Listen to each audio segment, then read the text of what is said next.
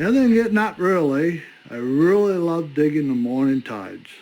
You go down there first thing in the morning, crack of dawn, and the sun comes up, and you got birds flying around, and then you look, you see eagles flying over because we got eagles back, and it's just a peaceful morning.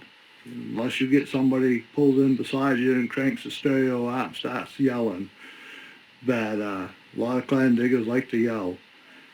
But when you're alone like that and it's just quiet, you just can't beat that. You know, it's you and Mother Nature, and it's just great. Then you come in and go sell your harvest for the day and made it a good day's pay, and you feel good about it. That was always my high when they used to hand $100 bills in your hand. You know, I got high off that.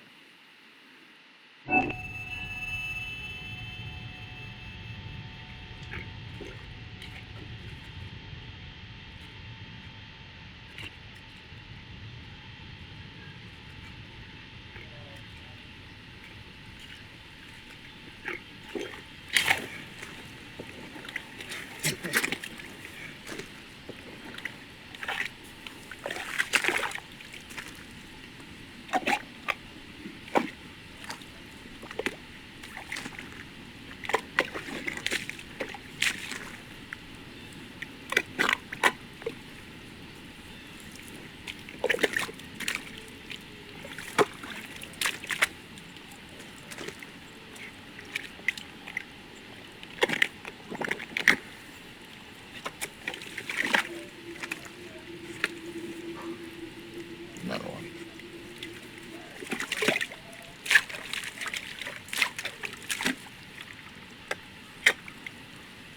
That one's too small.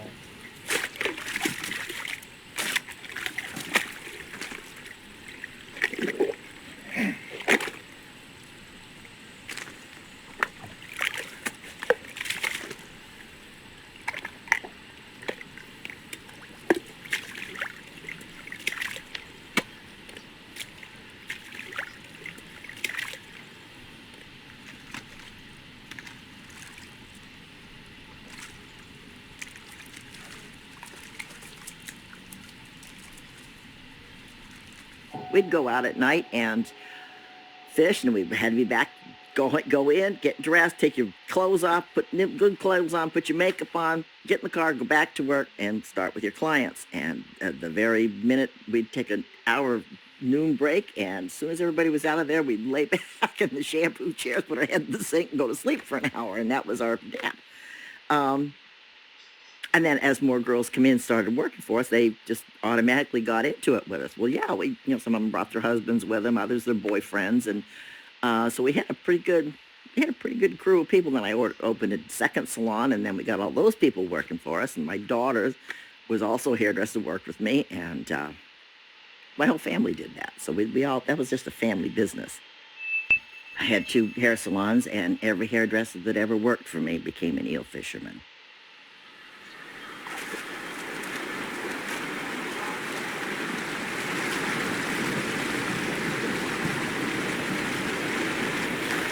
But if now where's this one's tail bag gonna go? Because our side anchor's over here, right? So as long as we angle it so that we're not in his, yeah, we'll be okay. Yeah, can come out over there. Yeah, okay. At the same time. All right. You just want to apply that in? Christ, my hands. Where are you going? You're gonna have to move. Are you gonna move this? You're gonna go right up through here. We're going to move that sharp rock out of the way. We don't want to tear the shit out of the net. I hope that ain't all you're planning on using for an anchor. I didn't plan on losing 3 cinder blocks to the river and just another 2 because they broke.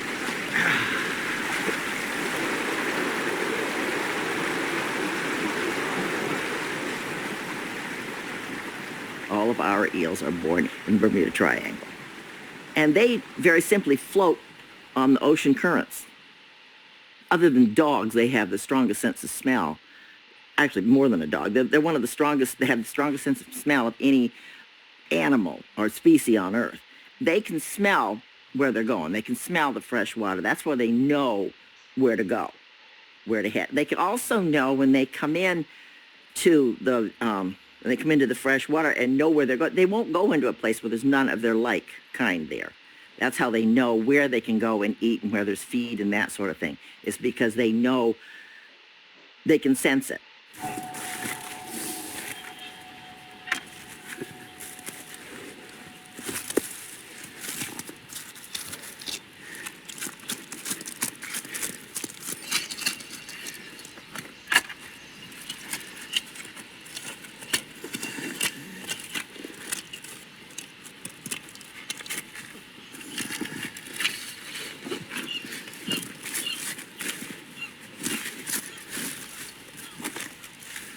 That's really fun.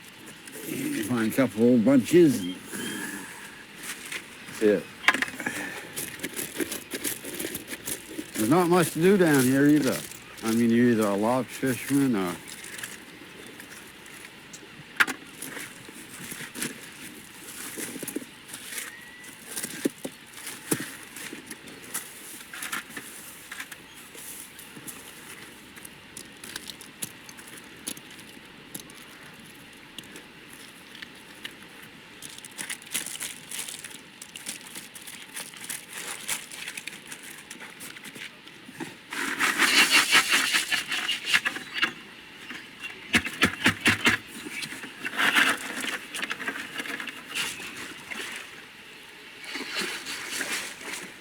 yeah, I've been self-employed all my life.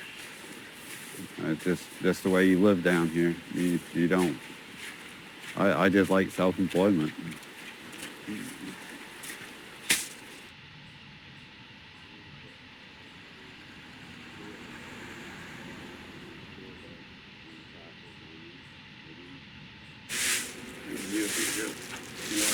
Get those on.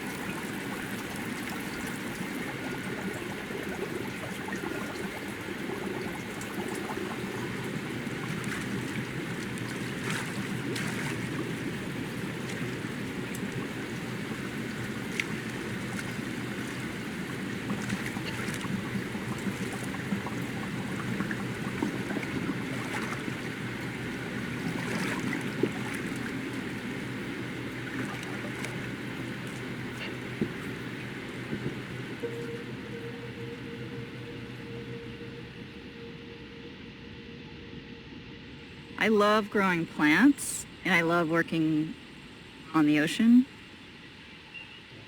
In the nursery, it's like I'm sort of working inside, but I'm sort of in my own underwater world because I have all of these tubes and tanks and bubbles and this is like I have all the seaweed around me, and so it's like I am in the seaweed garden. And then when I take the lines out to the farm, I put them out in this wild, open, dangerous ocean, and you know, they amaze me every time. So they go from these tiny little, barely visible baby plants, and you put them out there in the fall, and then every time you go out, they're just growing and growing and growing until it's just almost too much to even to even handle.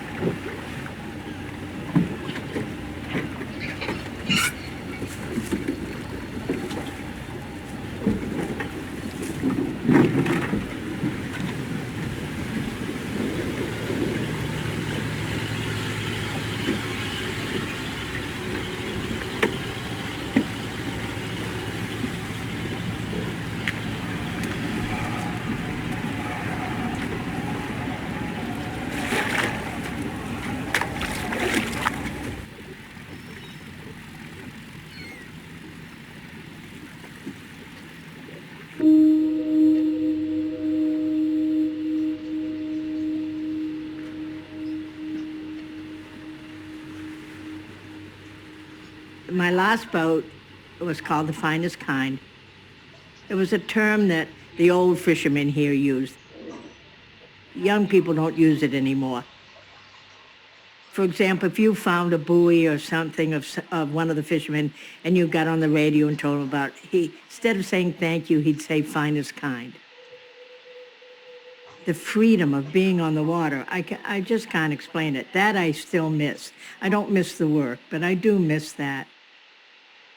I would take my boat out after I launched it in the spring and make sure everything was working, and I would do a radio check to make sure the sea, and then I know this is going to sound a little bit childish. At any rate, I'd get it outside the harbor and I'd just scream. Just the happiness to be back on the water again.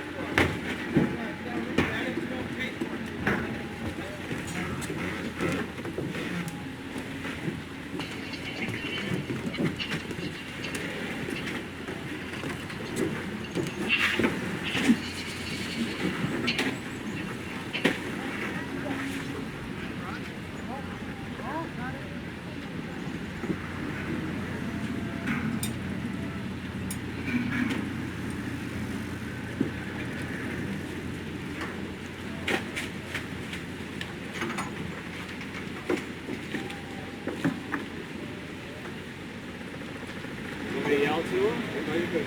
No, you sure? Yeah. I can yell to him. They run over a great. Let's just skip anyway.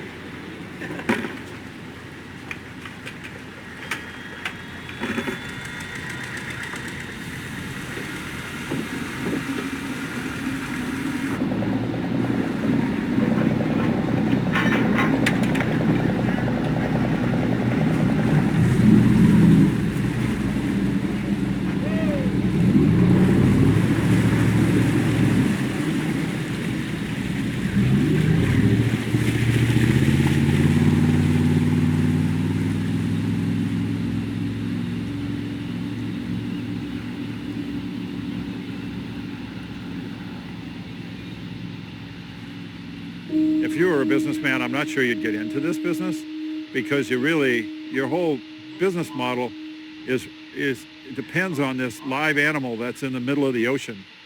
And you don't know whether they're coming out or not, right? I mean, you don't know whether they're going to be caught or the weather's going to be bad or it's going to be good or who knows what's going to happen.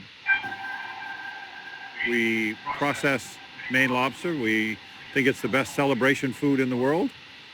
We're the first ones to introduce high-pressure processing to Maine lobster 15 years ago. And that means that we have a machine that we call the Big Mother Chucker that weighs 80,000 pounds and 16 feet high. And it's nothing but water in a basket, in a tube, and you put the lobster in, and then you put the cover over, and the pressure alone, just the pressure, kills the lobster in 6 seconds.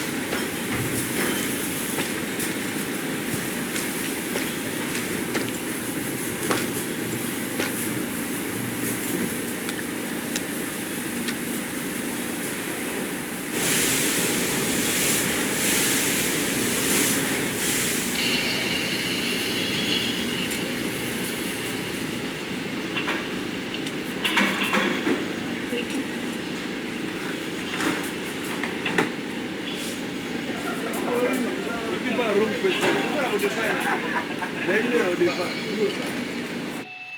know, Maine is seriously like, I love it because it's nice people here, quiet, no problem. Like I don't have any problem. I'm happy. Like I feel it's freedom. Like everything. Like I love Maine. First thing is quiet. Like beautiful. It's different. Different where I am, where I am now.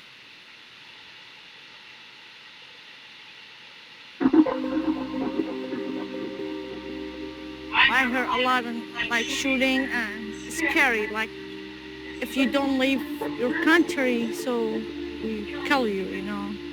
So I love my job and I came in here to Sharks and first time is something different, but I said, okay, I'm gonna work hard, I'm gonna make money and I'm gonna do something for myself.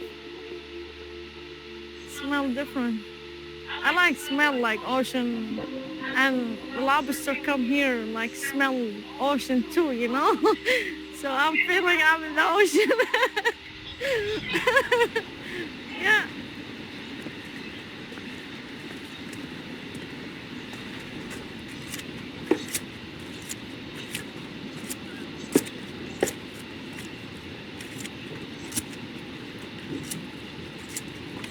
A lot of companies have bait grinders.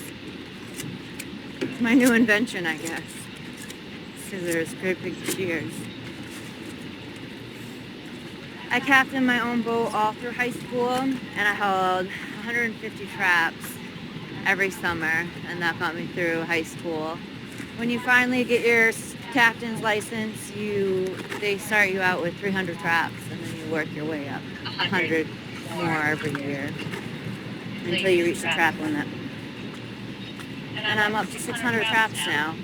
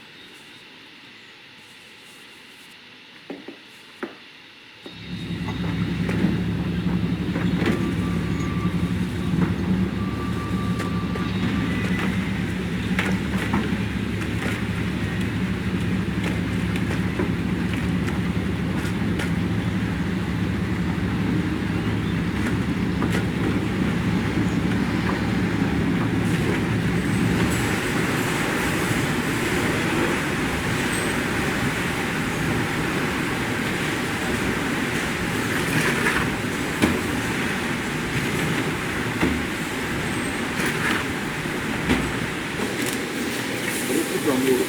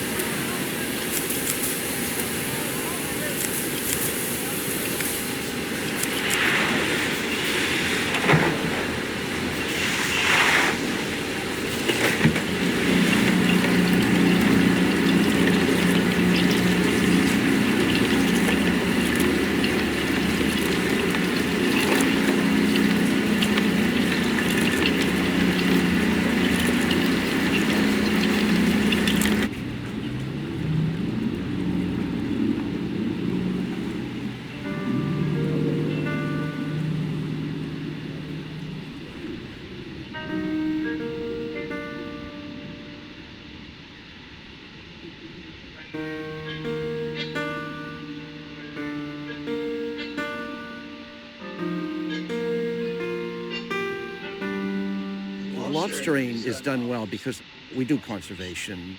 We throw back a lot of lobsters. And another thing that's helped is that the codfish are gone. They were big predators on the small baby lobsters that were, after they hatched, they ate enormous amounts of them. Well, they're not eating them now, so they're settling to the bottom. And we're feeding the lobsters. The lobsters, they're here. A lot of it is because they're going in and out of the traps. They're from the time they're big enough to crawl, that's what they're feeding on.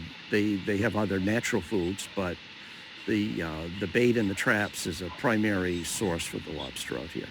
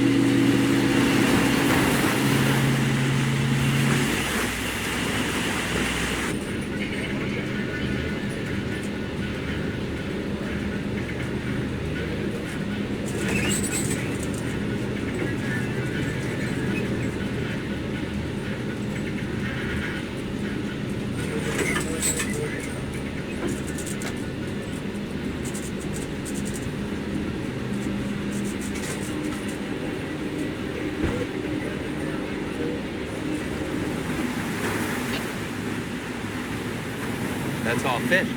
Here, right in front of us. See them here? Something splashing right there.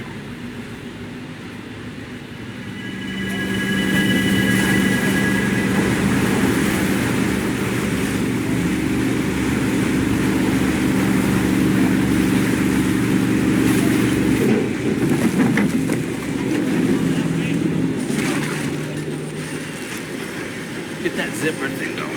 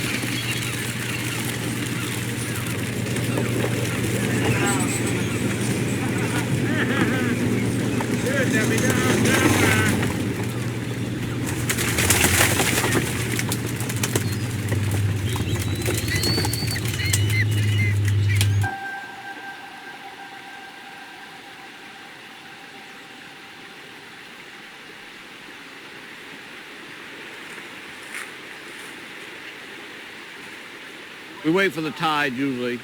Tide comes in, the fish come in, and we'll get down to the tide right there. It's right close by. When the tide comes in, we'll go down and we'll drive the fish up in the pin and we'll purse it up, bail them out, put them in a box here, and then lobster fishermen come pick them up. And they'll take them out, put them in the trap, try to catch a lobster.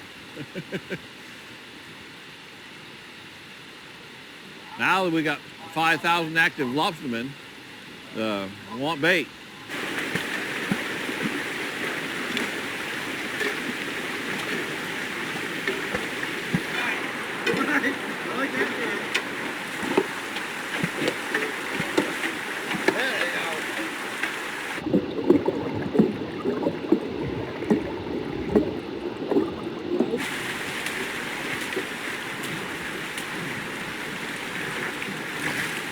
Yep.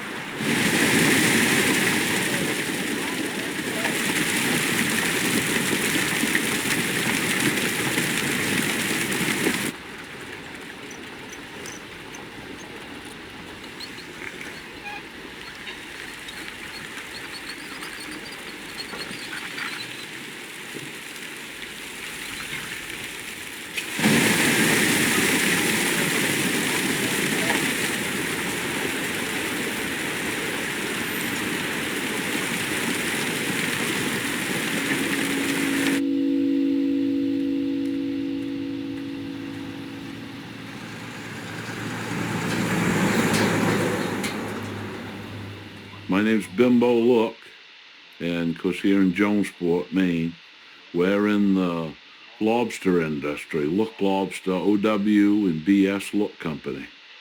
We've been here since 1910, and I'm fourth generation. We're in the bait business with herring, and of course the herring catch has been, reduced because of overfishing. So what that has done is drove the herring price up.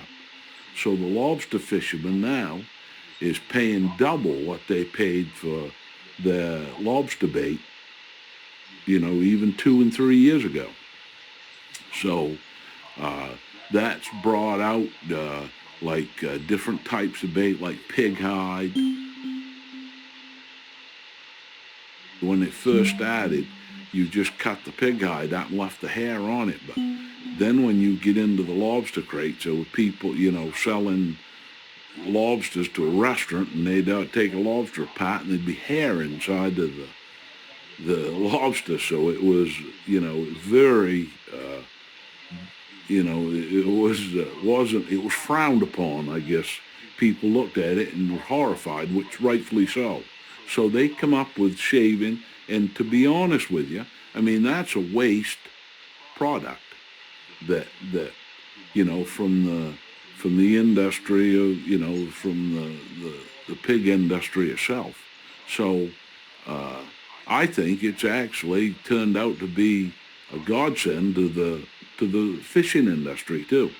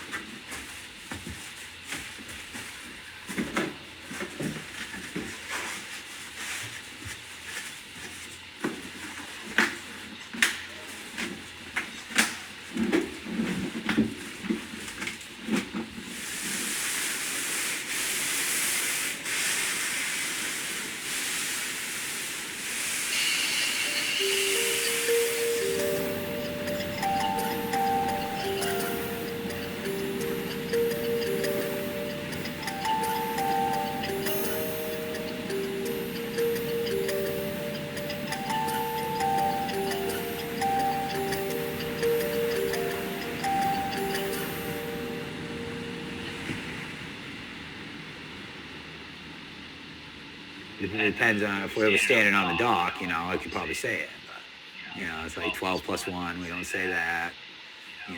No bananas. God, don't you ever bring a banana on my boat. No bananas. That's a big no-no. Curly tails. It used to be don't go fishing on Friday, but we got to kind of let that one slide. But that's an old one, not going fishing on Friday. But, you just... no whistling. We don't whistle on a boat because they say it whistles up the wind. There's just all these, old-timey things that you learn from your father and he learned from his father. And I don't know why, it is what it is,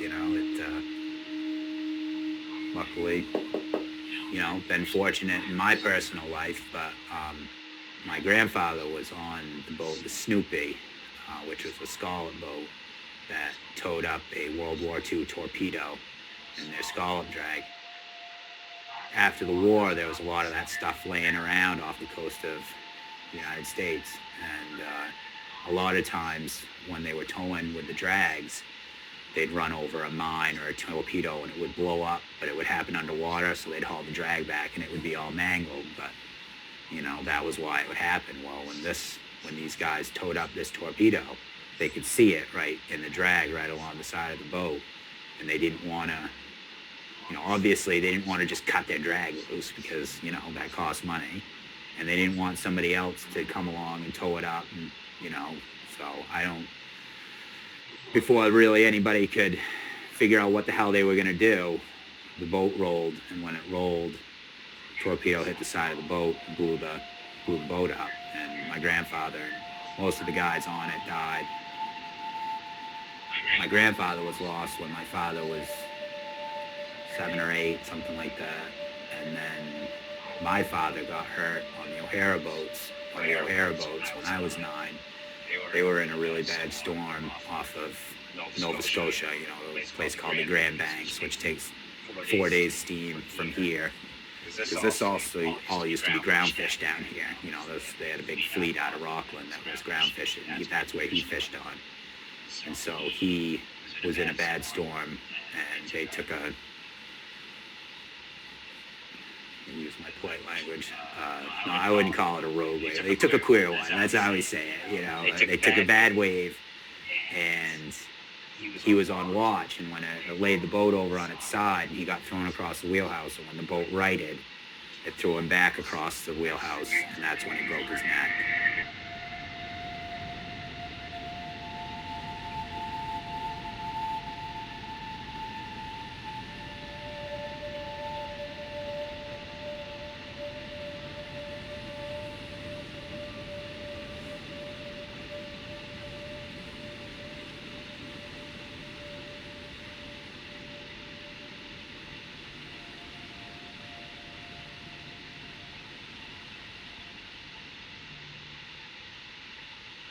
This is an old sea song.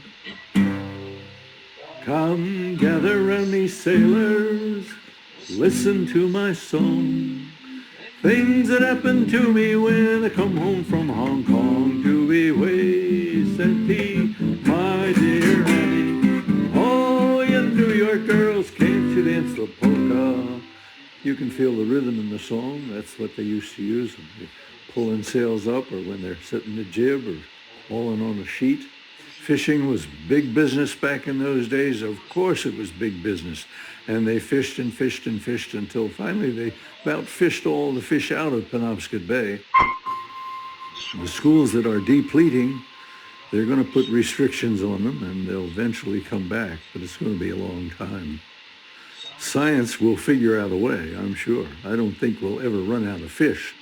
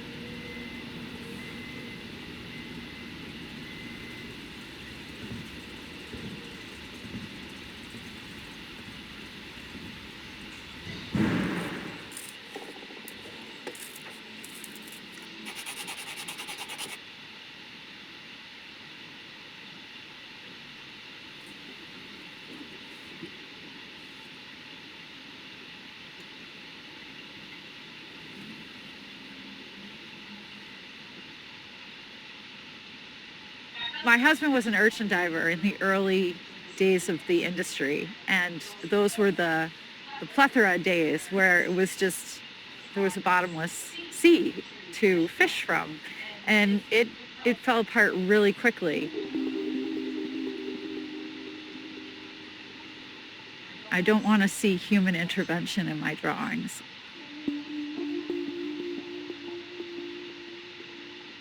I want to see just the natural, raw beauty of the coast of Maine.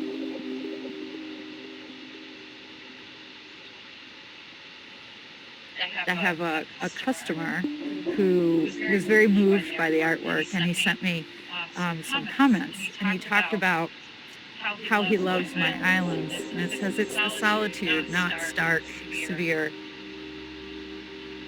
A lack of human intervention. It may be a defeat of human will. And sometimes it does feel like I'm drawing these beautiful pictures, doing my own little thing, living in my own little world.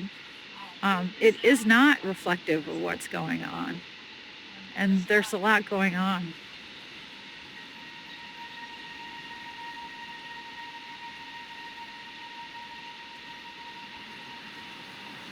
It's early, but people are already gathering here to watch the demolition of the main stack of what used to be the Verso paper mill in Bucksport. Salmon farming company Whole Oceans is taking over part of the mill site after the demolition today. The company says groundbreaking is expected to begin in the spring and will create 50 to 75 jobs. For now, I'm Chloe Thibault from East Central Maine, live in Prospect. Justin Lee, back to you.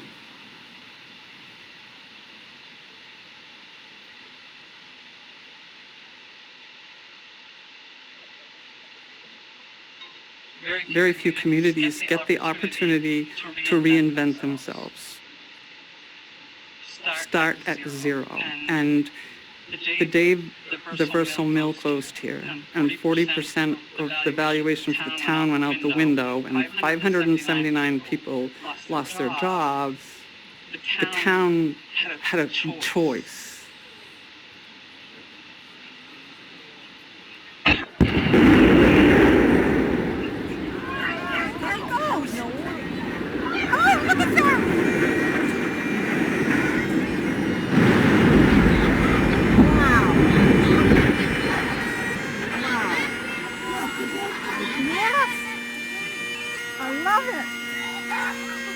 I wish I'd gotten a picture of this halfway. Oh, that was incredible. Oh my goodness. Oh,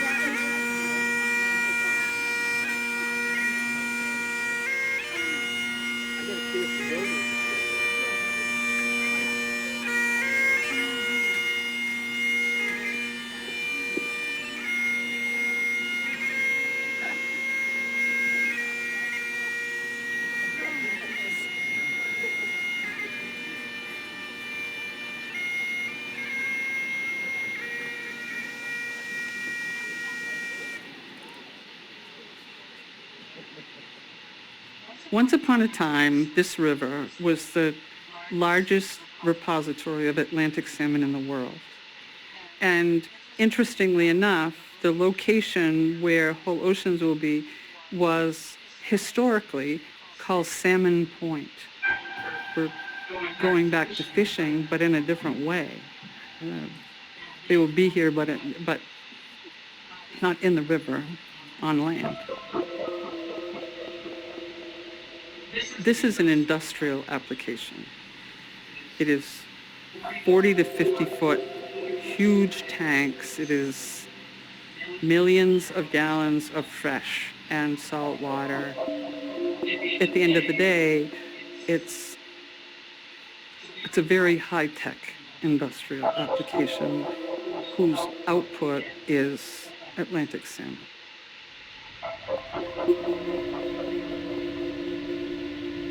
There's a very large appetite in the United States for salmon, 500,000 metric ton a year. More than 95% of that is imported from somewhere else, Chile, Norway, Canada.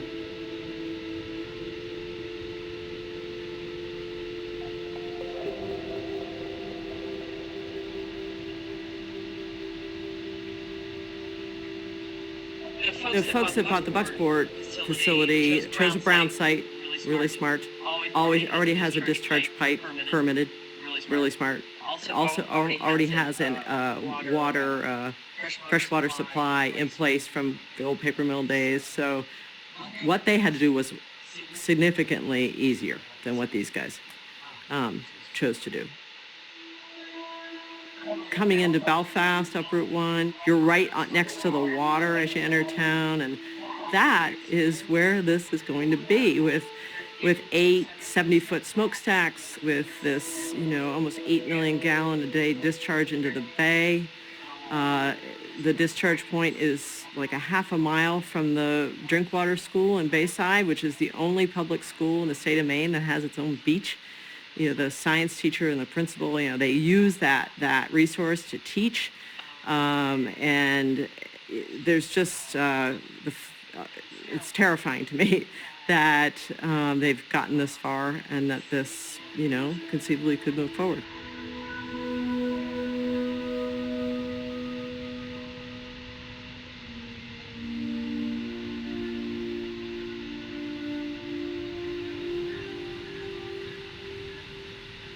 The town of Jonesport has been approached by a company from Holland. Kingfish Zealand is the name of the company that's going to put a plant here in Jonesport that's been in talks for the last couple of years, and the town of Jonesport is excited. They're going to put like a 15-acre fish farm here in Jonesport, and they're in the process of getting permitted, and what have you. We are wicked excited over that. It's a land-based type inside of a building with tank systems so that we don't have to worry about them, you know, contaminating the ocean and taking up, you know, fishing bottom from the lost fishermen. So it's, we think it's a win-win for everybody in the industry. And it was, you know, it may even help us with bait and what have you, another type of bait that we can use from the, from that industry. So we're wicked excited over that. It's you know, it's a huge investment into the town. It's, you know, well over $100 million plant that they're putting in. That's going to employ, you know, 60 to 100 people. And in this little town, that's a huge improvement for our base here in Jonesport. I can tell you that.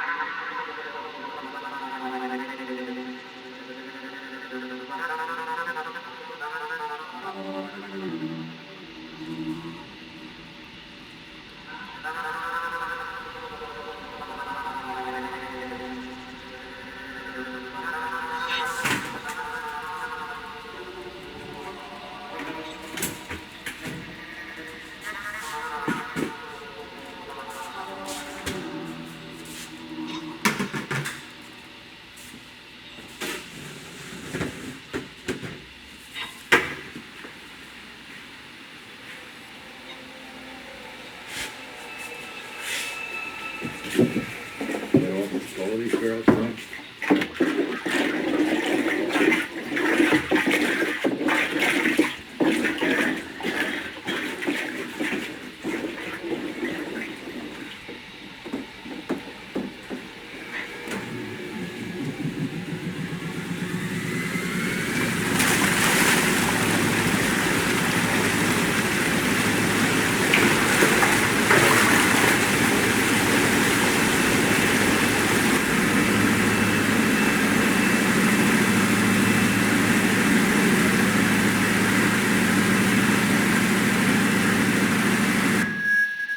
Oyster farmers in the ocean are increasingly threatened by climate change.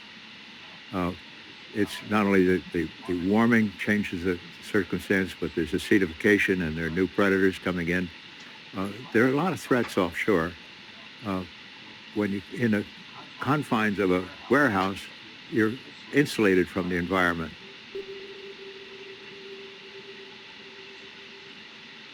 20 of these tanks will give us, you know, 5 million oysters a year.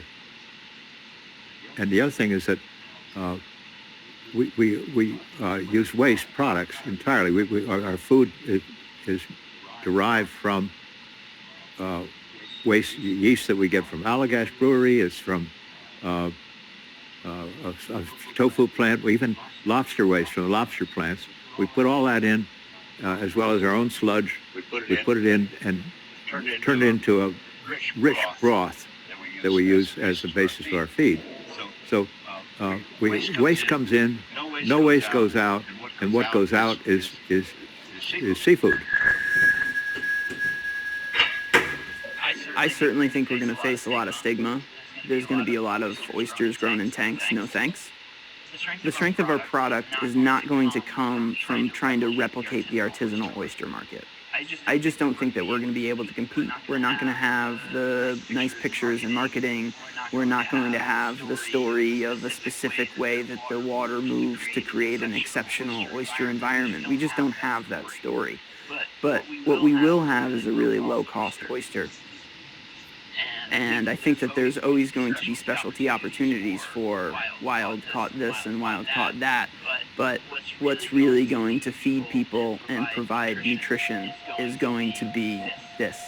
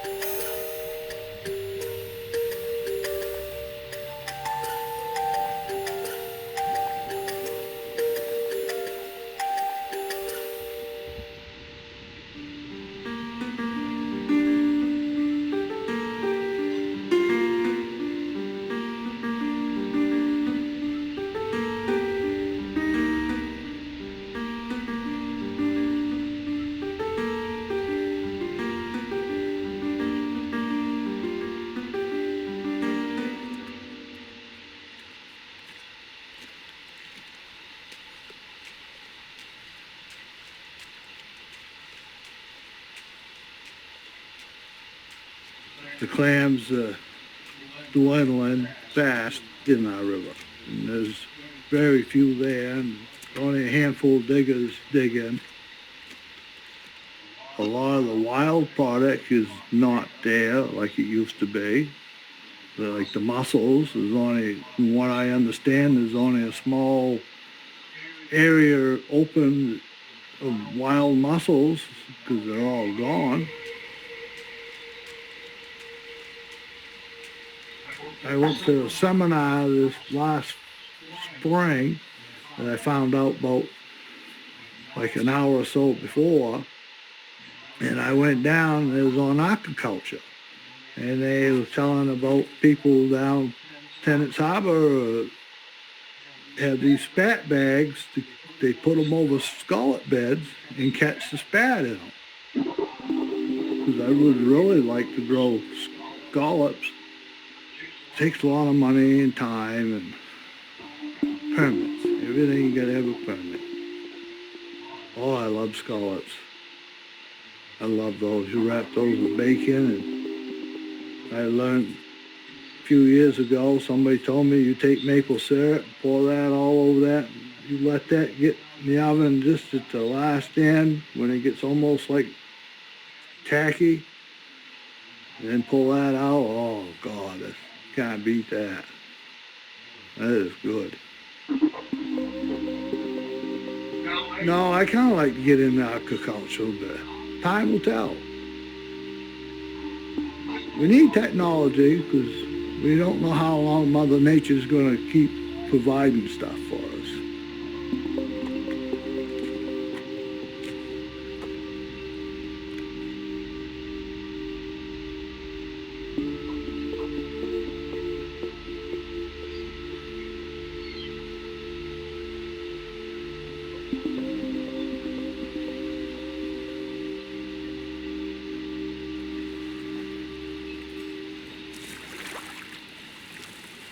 They haven't really started to grow yet. The water's still, I think, under 50 degrees. 50 degrees is what we use as the kind of the general cutoff for when the oysters will be pumping. You can see that the water's green. You know, it's not blue. In the summertime when it gets a little warmer and the plankton really blooms up, it's almost a pea soup color, and it's a beautiful color to me because that means the oysters are getting lots of food. There's like something like 900 different kinds of plankton just in the Gulf of Maine. The oysters create habitat. Crabs move in and snails, and you find more there now than you did before we planted the oysters. And then by the same token, where we put the floating bags, that creates habitat as well because it creates kind of cover for bait fish and things. One thing that's changed is the waters have gotten warm enough that the oysters are spawning now. So when we first started in the mid-'80s, we didn't think the oysters would spawn naturally in the environment. We get our oysters from the hatchery where we induce them to spawn. And about 20 years ago, the result of some warm temperatures in the summertime, we started hitting 70 degrees, 75 degrees, and that'll put them in a spawning condition. So we started seeing wild oysters again on the intertidal zone. And so there's now a commercial harvest of wild oysters as well as farmed oysters. It's not as many in the wild harvest as there is on the farms, but it employs a handful of harvesters just walking the beach at low tide picking up oysters.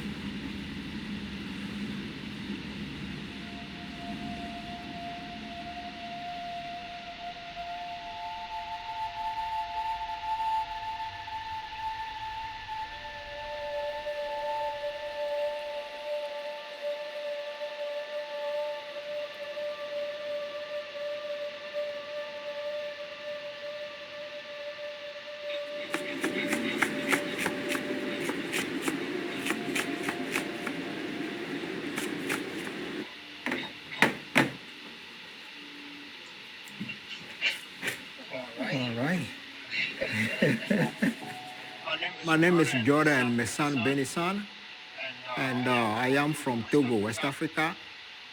And I've been living in Maine, teaching and cooking in Maine.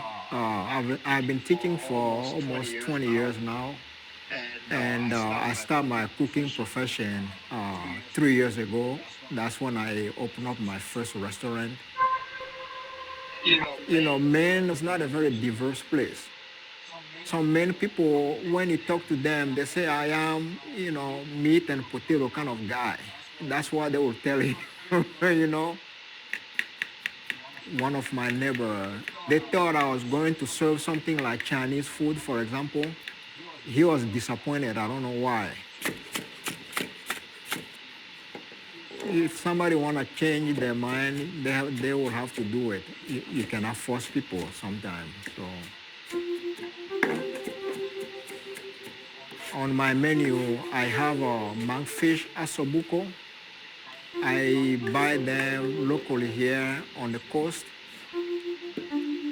Most of the time, when you go out to eat seafood around here, a lot of the time they are fried.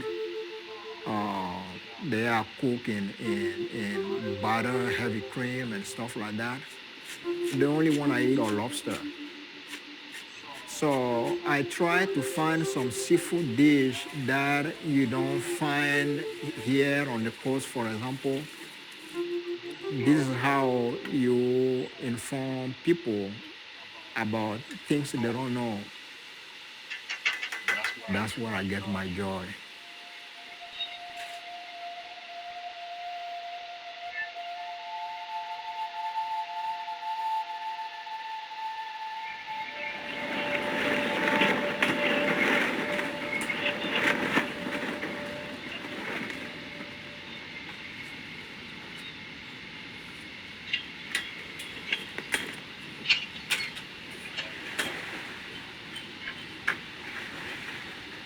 If the scientists are right, which there's a good chance they are, the ocean is warming, the ocean is rising. If the ocean warms up and the fishing and the lobsters leave, then people have to diversify. So I'm doing oysters and kelp right now. I fished here for almost 40 years, and then I sort of kind of changed course.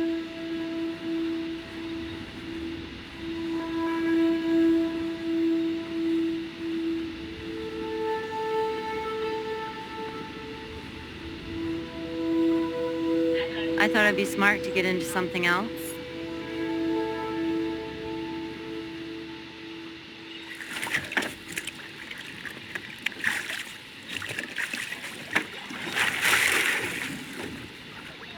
Kind of on like the really bad weather days when I can't go lobstering, I can always come out here and work on the farm, which is great because it's kind of protected in here. So I always have something going on.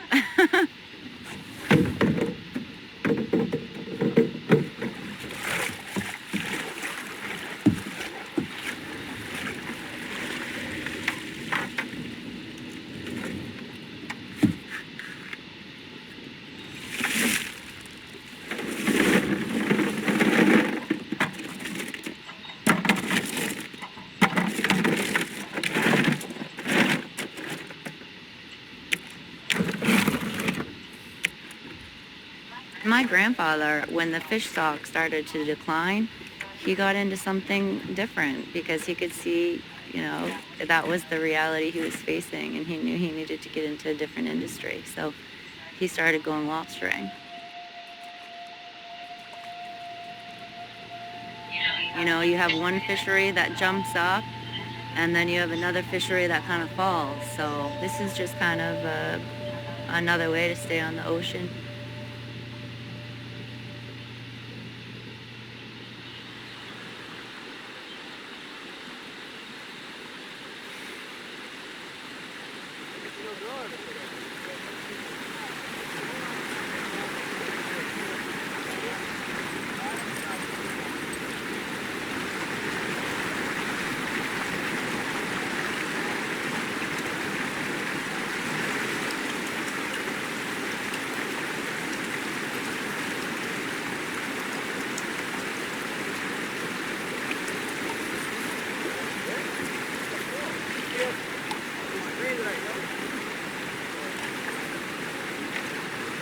what's happened is I think our tail bag slid forward. He's gonna have to pull that way back and anchor it again. Yeah. Yeah. Boy, we got fleas. Jeez Louise. We're doing some damn cleaning when we get home.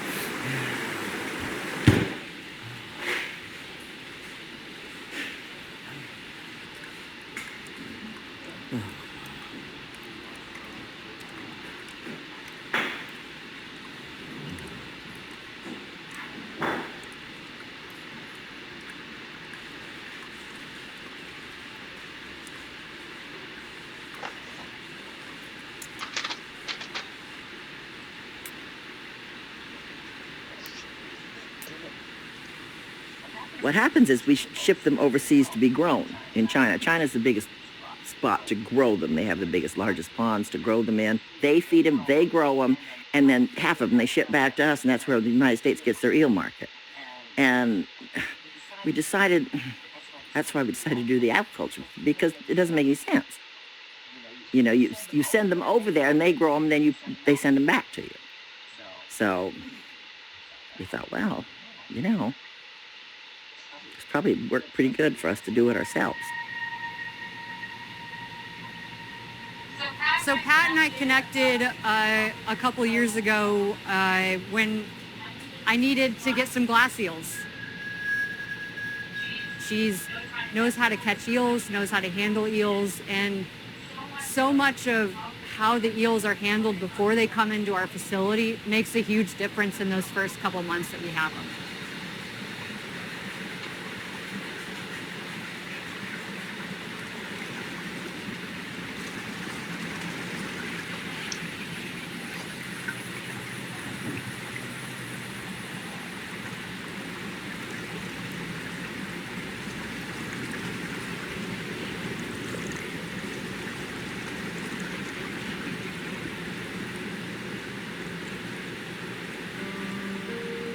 Our entire business starts with the fishery, and with eel aquaculture, you actually can't grow them without a wild-caught fishery. So it is a piece of aquaculture that's still dependent on the wild.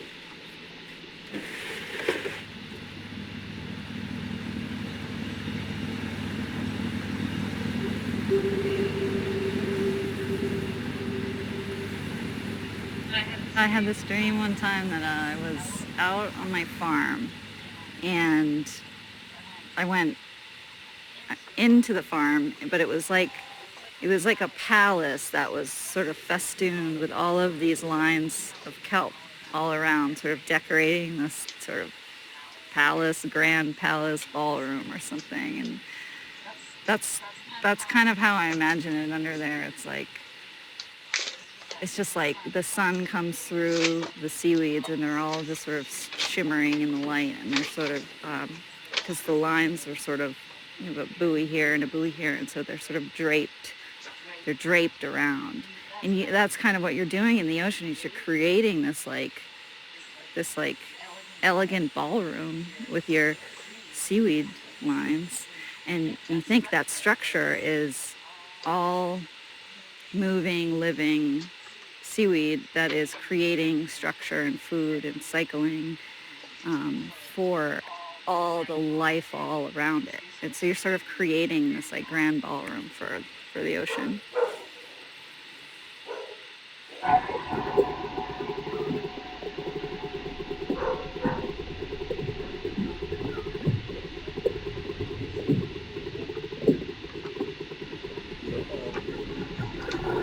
Could be. Yeah. Things for the garage.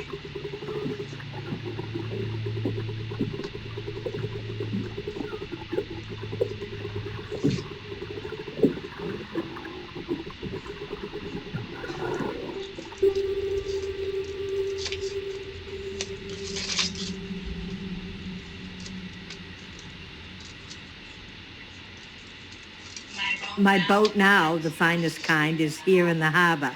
I sold it to a nice young woman 2 years ago, and she's out there every day using it.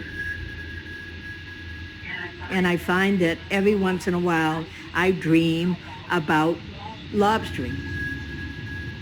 The other day, I dreamed about putting my traps in the water, but they're in strange places, places I never fished.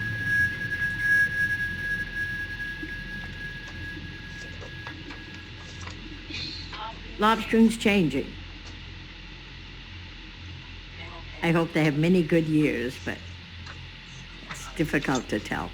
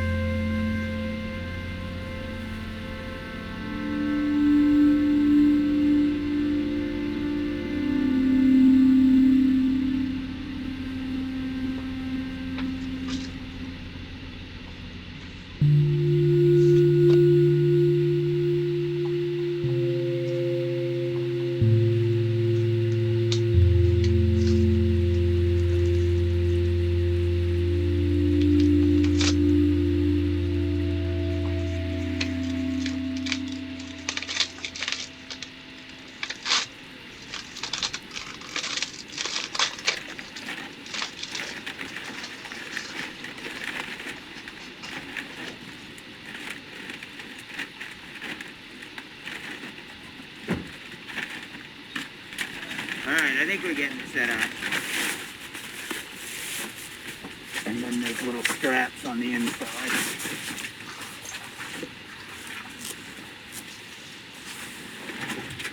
Yeah, so that big you should be over there. There we go. 3 times 6, $18.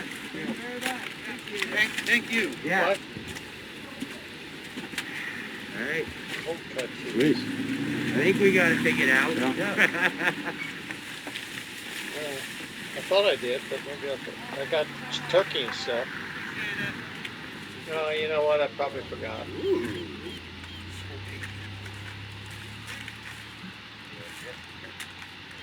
There's cheese in there.